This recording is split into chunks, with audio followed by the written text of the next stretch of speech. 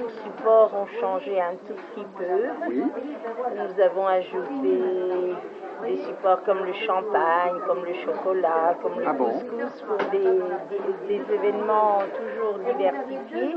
Et ça a été un petit peu le but, mais je n'ai pas oublié la tendance orientale qui me plaisait, donc du café, ce qui m'a permis d'interpréter de Bach aussi des parties de cantates de café que Bach a écrit, Köchel 217. D'autre part... Köchel, c'est Mozart. Ouais, Köchel, peut-être Bach c'est autrement. Oui, c'est BM.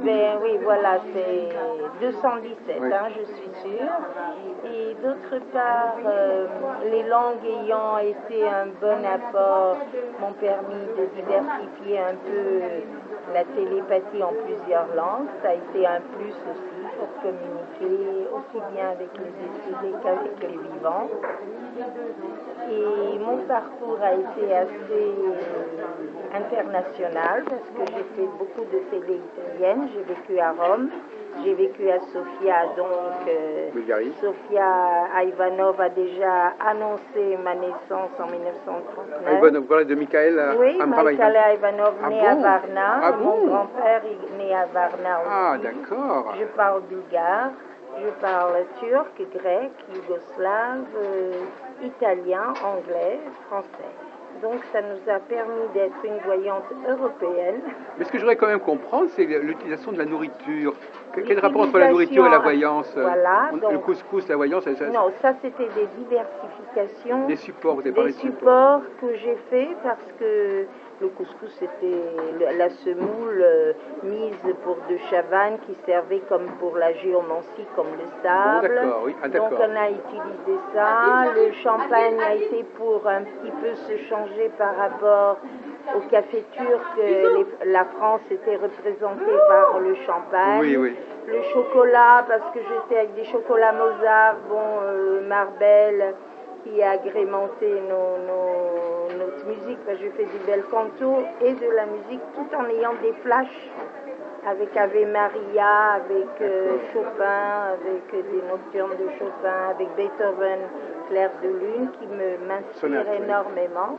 Et aussi parce que mon médium, qui est mon grand-père, était le seul fabricant des cymbales turques à percussion que Mozart a eu vent et a écrit la marche turque. Et nous étions la lignée de cette usine qui est mon grand-père. Et voilà, j'ai baigné dans un climat un petit peu, dirais-je, de cymbales incantatoires, un peu des soufis. Et en même temps, le jazz qui arrivait à cette époque, et mon grand-père allait beaucoup en Amérique. Donc, tous ces contacts et tous ces flashs ont fait que j'ai eu la culture en Turquie, mais française, la culture en Bulgarie, la culture à Rome qui a été déterminante. Donc, avec le café Lavazza, ça a été le boom pour la télé italienne. Ah oui. Qu'est-ce que vous avez été associé à ce café Lavazza? Parce qu'il commençait à se faire connaître et que j'arrivais dans une radio italienne. Et que le Lavazza était le café qui venait se représenter ici.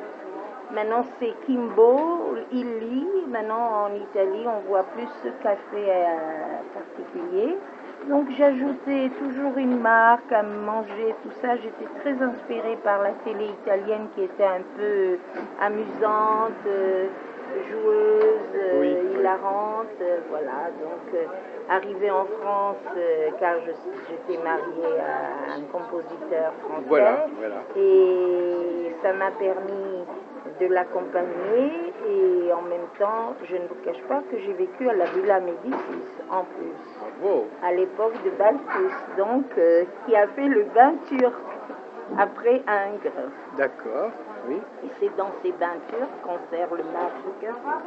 Donc le concept de la voyance a été quelque chose de très marquant pour l'Orient parce qu'il faut savoir que les voyants officiellement ont été à la solde des grands sultans depuis 1493 jusqu'à 1922. Après, Atatürk est arrivé au pouvoir et tout ça a terminé. 1453, plus exactement. Parce que la prise de Constantinople, c'est 1453. 53, mais ils ont dû 52-53, vous avez raison. c'est dans ces périodes-là où ils se sont installés à Oui. Topkapi Jusqu'à l'avènement voilà. de Mustafa Kemal. Mustafa Kemal n'a plus voulu tout ça et tout a terminé avec Mustafa Kemal. Mais alors, on n'a pas compris exactement, vous en tant que voyante, aujourd'hui, comment vous travaillez? Moi, je travaille d'une manière très très classique. Oui. Je tire les cartes, je regarde dans la boule de cristal, j'utilise l'écriture automatique, je lis dans la tasse de café, les marques de café, et c'est tout. Si vous voulez, ma Oui. perception classique assise se limite à ça. Voilà, en fin de compte, c'est assez. C'est que pour le public Voilà. que j'ai fait, pour Voilà, amuser un peu l'animation et la connaissance de cet art m'a permis, si vous voulez, d'ouvrir les portes Oui. et d'agrandir Voilà. notre métier, le démocratiser. Voilà, vous l'avez désenclavé, vous l'avez intégré à la culture générale. Voilà.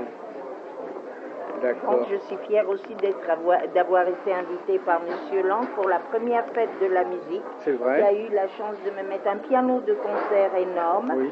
Et tout le monde tournait autour du piano, donc je faisais la voyance avec la musique.